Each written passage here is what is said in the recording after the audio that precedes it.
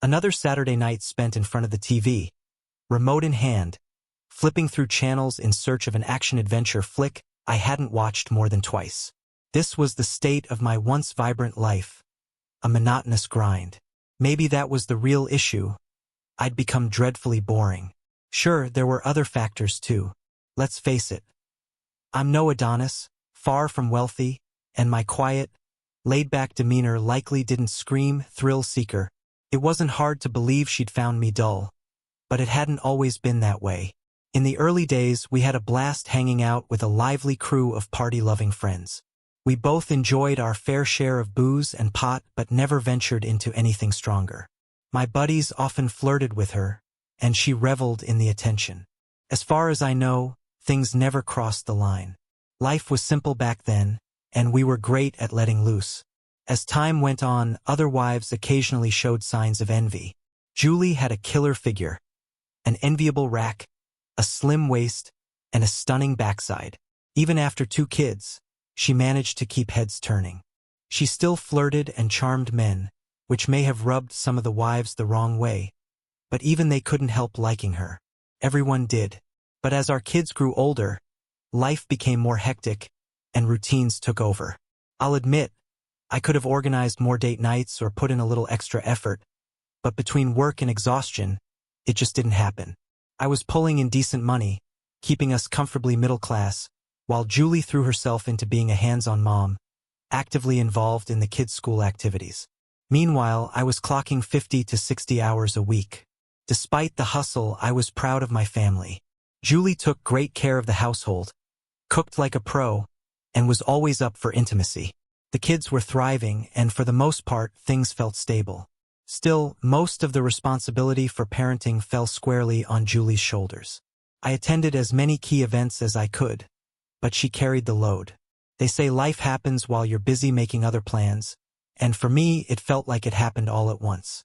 One day, we were lounging on the floor of our dingy 3rd-floor apartment, and the next, we were hosting a pool party for our youngest son to celebrate his high school graduation. How did that even happen? I remember that weekend vividly. The very next day, Julie dropped a bombshell. She was going back to work at her old law firm.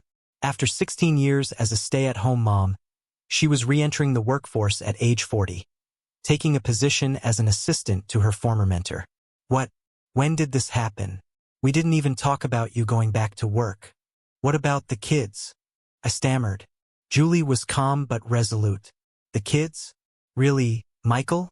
They don't need me like they used to, especially now that David has a car. He knows he has to chauffeur his little brother to school or errands, or he'll lose the car. I can't keep sitting around doing nothing. I'm going crazy. I mentioned it to Marie at her last event, and I guess she passed it along to John. He called me last week and asked me to meet with him. She continued, her voice steady but excited. I met John and he introduced me to Ian Rogers. We all went out to lunch. I didn't think they'd actually offer me anything. I'm just a mom, not a deputy sheriff. But after lunch, we went back to John's office, and I spent a couple of hours with his assistant, Alice. She's a few years older than me, but incredibly sharp. She assured me my computer skills were solid enough, and the rest was just about managing John's schedule. Julie smiled as she added, honestly, I think Marie may have nudged them. But by Friday, John and Ian offered me a job. It's a 90-day probationary period. I'm nervous but excited. I thought you'd be more supportive. Are you okay with this? I was stunned. Well, no. I mean, you've caught me completely off guard. It's just so sudden. When do you start? And that was the moment everything began to unravel. It had taken Ian, the charming young man, just 17 months to win Julie's heart and convince her to join him when he was offered a position at a prestigious firm in London. I'm sorry, Michael, she began, her voice trembling. I never intended for any of this to happen. We fell in love. He's moving to England, and I'm going with him. I've already talked to the boys about it. They're understandably upset with me, but this is something I have to do. I'm leaving you everything except my clothes and jewelry. The words hit me like a freight train. I was frozen in place, too stunned to respond. Tears began streaming down my face as I sat motionless in my chair, while Julie paced back and forth, nervously wringing her hands. I fought my feelings for him for months, she continued, her voice heavy with emotion. But I couldn't deny them anymore. I've tried to keep this discreet to avoid a scandal. I know our friends will be shocked when the truth comes out. Finally, I found my voice, dripping with sarcasm I couldn't suppress. Well, isn't that thoughtful of you, my dear? I said bitterly. Her face crumpled, and she whispered, "Oh, Michael, I'm so sorry. I never meant to hurt you. You're an amazing man, and I still love you deeply." She paused, taking a shaky breath before continuing. "I just don't love you in that way anymore." "So you don't love me, Julie?" I pressed, unable to keep the edge out of my tone. She bowed her head, drew in a long breath, and finally said, "I'm sorry. I have to go. Goodbye, Michael." I could do nothing but watch in silence as the cab driver loaded her luggage into the car. It was strange. I couldn't even remember seeing her pack those bags. For years later, I found myself staring at the same front door, jolted out of my evening routine by the soft chime of the doorbell, followed by persistent knocking. I glanced at the clock. 8:30 p.m. Who could possibly be bothering me during Rocky II or whatever mindless action movie I was engrossed in? When I opened the door a crack, there she was. "Hi, Michael," Julie said, her smile hesitant but hopeful. "I know this must come as a shock, but I'm back. I've come home to you." Standing on my porch was my ex-wife, the woman who had once been the love of my life, the mother of my children. 4 years had passed since I'd last seen her. After the lawyers finalized the divorce, she'd honored her word and left me with everything.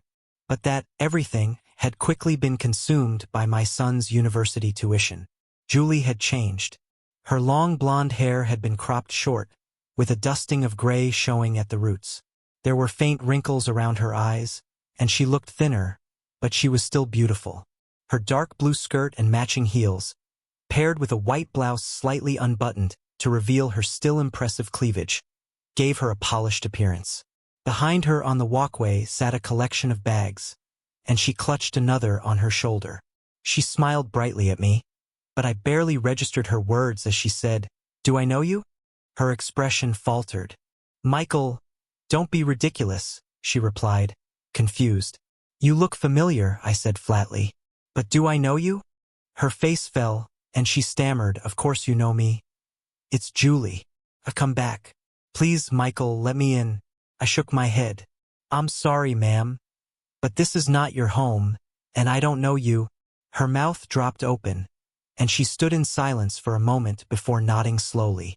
"Okay, Michael, I see you're still angry. I can't blame you for that. But please let me in. We have so much to talk about." I kept my voice steady, though the emotion threatened to break through. "I'm sorry, but I can't let you in. I don't know you. I realized that 4 years ago when you stood in front of me, confessed your love for another man, and walked out of my life. Now, if you'll excuse me, I'm missing a good part of my movie. If I hear from my sons, I'll let them know you stopped by." Without another word, I shut the door and returned to my chair. I turned up the volume on the TV, drowning out the sound of her banging on the door and the muffled cries coming from outside.